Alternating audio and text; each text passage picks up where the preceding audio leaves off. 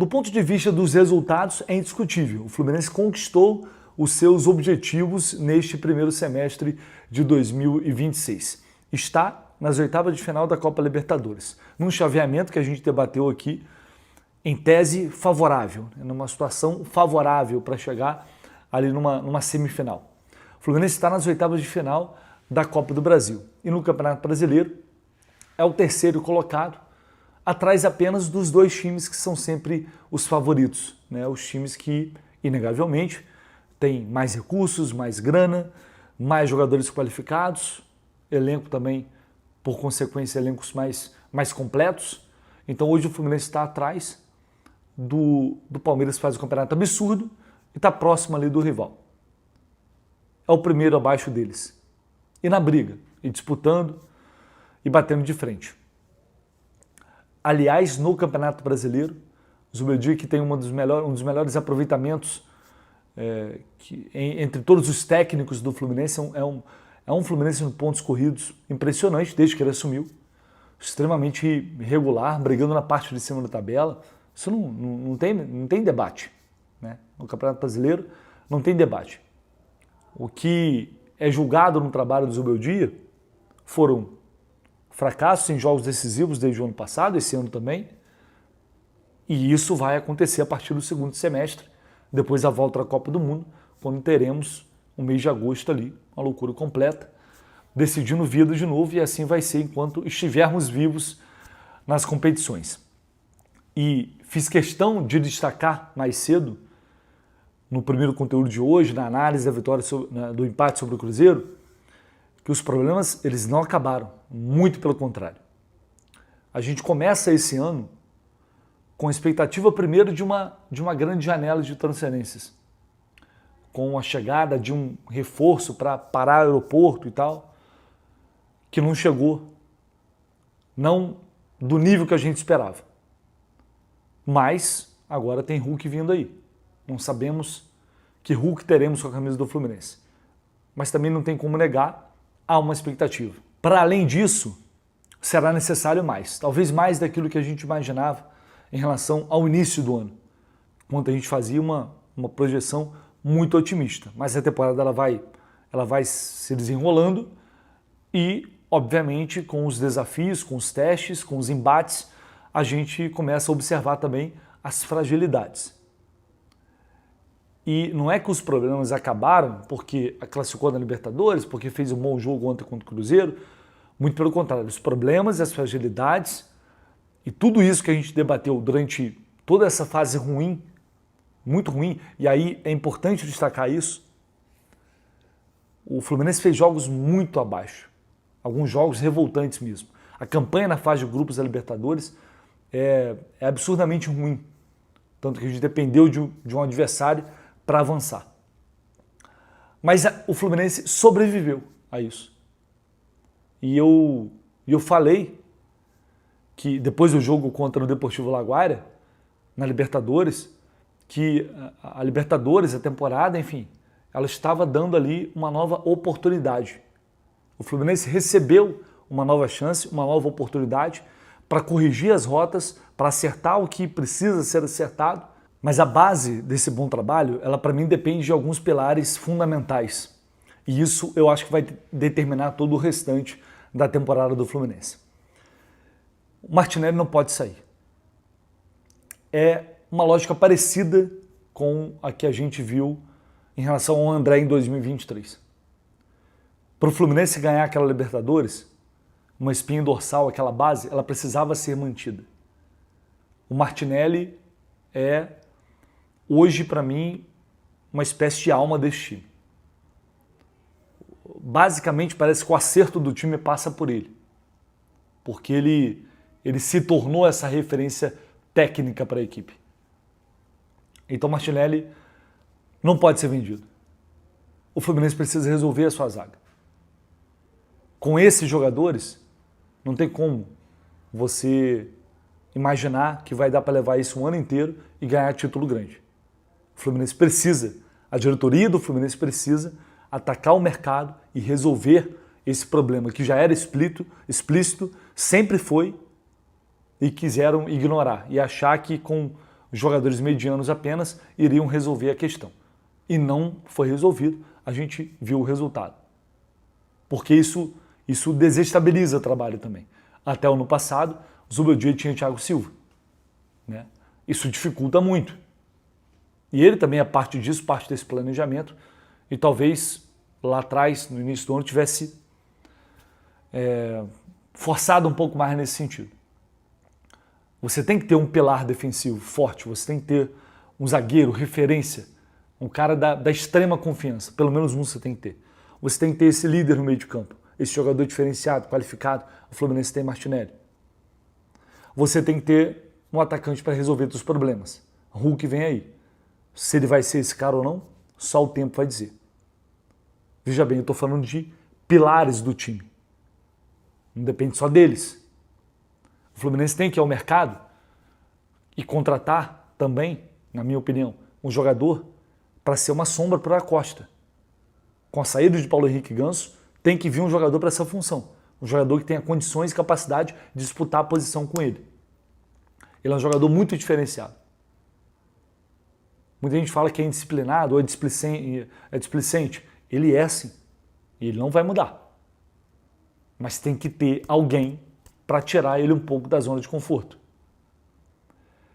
O Fluminense ele tem pontas hoje que, para mim, tem qualidades, mas que estão mal.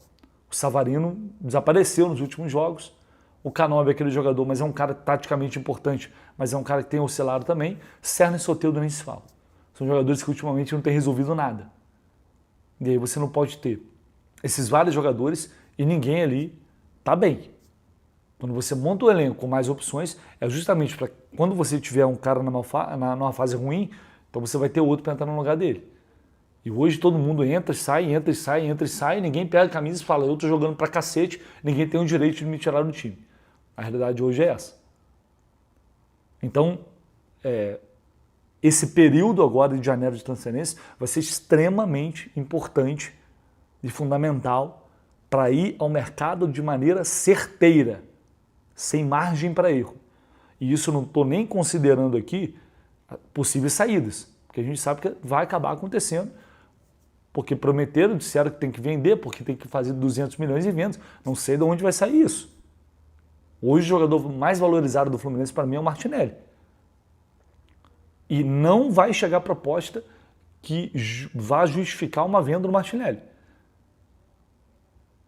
Que você fala que 30 milhões de euros. Pô, não vai chegar a 20 milhões de euros. Então, meu amigo, não dá para vender o Martinelli. Simples assim. A não ser que não queiram brigar. Aí é outra história. Aí é outra situação. Tem uma base, tem um trabalho. Se ele vai sucumbir nos momentos decisivos de novo, a gente vai saber, porque o Zubeldia vai continuar técnico do Fluminense. A gente vai saber se é capaz de superar isso ou não. Ontem eu vi um time emocionalmente mais forte também. Isso me passou a sensação de que aos poucos parece que ele está conseguindo resgatar. Ontem o Fluminense leva um gol e não desmorona no jogo, pelo contrário, teve situação para vencer. Ponto positivo também em relação a ontem. Então, agora é hora de descansar, relaxar os jogadores. A gente acaba também relaxando, vem uma Copa do Mundo, mas fora de campo é hora de trabalho. A diretoria do Fluminense precisa trabalhar para corrigir as falhas e os problemas que não foram corrigidos no início do ano e talvez outros que foram até criados. Porque chegou o Castillo agora, um jogador que custou 13 milhões de dólares e até agora é pouco tempo, mas assim, não deu sinais de que vai conseguir corresponder minimamente à altura do que foi investido nele. E aí, bom, chegou o Hulk, a gente tem Hulk, Castillo e John Kennedy. São 3 jogadores ali com características diferentes, mas que em tese brigam pelo mesmo espaço. Em tese, não necessariamente porque o Hulk, para mim, pode jogar com mais centroavante, pode jogar com John Kennedy. Isso pode ser interessante porque os pontos também não estão jogando bem. Ok, são outras situações que vamos debater mais para frente. Mas a gente tem o Germancano, e aí eu vou falar um pouco, porque ontem a gente recebeu muitas mensagens sobre a situação do Cano, e sempre é sempre 8 ou 80, né? Tem que aposentar, não presta, não serve, vai embora. Não, vocês não podem criticar o Cano, nos deu a Libertadores. Cara, eu queria falar algumas coisas em relação a Germancano. Eu acho que o erro agora não é o Cano cumprir o contrato dele até o final, mas que ele ganha muito, ele ganha um salário altíssimo, é um salário de um jogador, de um atacante de ponta do futebol brasileiro. E o Fluminense está pagando isso por um cara que não tem condição nem de ajudar em nada, não está demonstrando condições para isso. É claro que o aspecto financeiro ele tem um peso, evidentemente que tem. Mas a partir do momento que o contrato dele foi renovado, e ele está aí brigando para voltar e tal, a gente já está no meio do ano, cara, para mim, por tudo que o Cano já fez pelo Fluminense, pelo título, por essa idolatria, um dos maiores ídolos da história do Fluminense, é um cara que ressignificou muita coisa, que eu tenho certeza que encantou muitas crianças, que talvez se tornaram tricolores muito por jogadores como ele também. Peço perdão, a luz vai ficar um pouquinho ruim agora, mas enfim, dá para seguir aqui. Então, isso tem coisas que não têm valor. Tem coisas que não têm valor. E não se pode de forma alguma criar um desgaste com a imagem do Cano por causa, na minha opinião, né, de um salário dele até o final do ano, porque eu acho que isso está na conta de tudo que ele já fez. A questão que eu debato e o que mais me incomoda é que o Cano não pode continuar entrando nos jogos porque é o Germancano, porque o treinador simplesmente gosta dele, porque é amigo e atrapalhando o time. Aí o problema para mim é esse. Não é quanto o Cano vai ganhar até o final do ano. Tá? Esse é um ponto. E por que eu estou falando isso? Porque